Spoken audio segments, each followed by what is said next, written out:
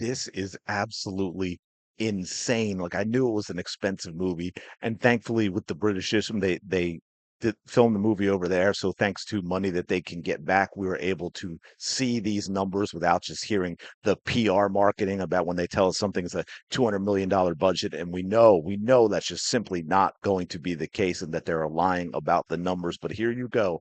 Cost of Star Wars: The Rise of Skywalker approaches $600 million. That is right, $600 million. If we look over here, and we know that from filings, because here it is, the unique transparency of the UK film system is the reason we know these numbers at all. As Reed explained, studios filming in the UK get a reimbursement of up to 25.5% of the money they spend in the country, provided they're at least 10% of the movie's core costs are incurred there. So that's why we know that because they had to file to get this, and they did, and it saved them a lot of money, to be fair.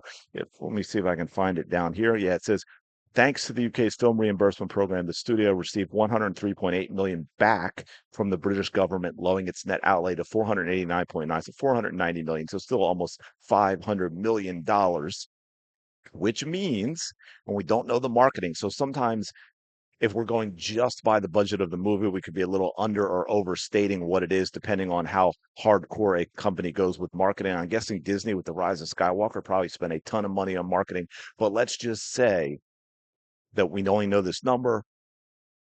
The typical number used is 2.5 times that. I've also seen 3 times that, because marketing is usually, as a guide, half of what the film production was. You add them together, that becomes 3 times what the film was. So let's just say 500 million, we 2.5 times that. We're talking about $1.5 billion just to break even for the Rise of Skywalker. And here's the problem that Disney ran into, as you know, from the Force Awakens to the Rise of Skywalker, thanks to how unbelievably bad The Last Jedi was.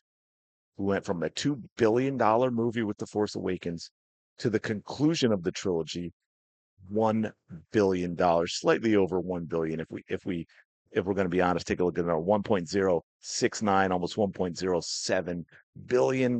Now, my guess is, with everything else they've done, like you see here, home market performance, another $68 million and so forth, that maybe eventually, by now, the Rise of Skywalker has actually broken even, but it lost a lot of money in the theater that Disney may have recouped. And this just goes back to how budgets are so out of control. Although, believe it or not, The Rise of Skywalker is said to have come under budget because of some of the costs that they cut in terms of the acceleration of post production and stuff, which is absolutely insane. But there you have it, folks.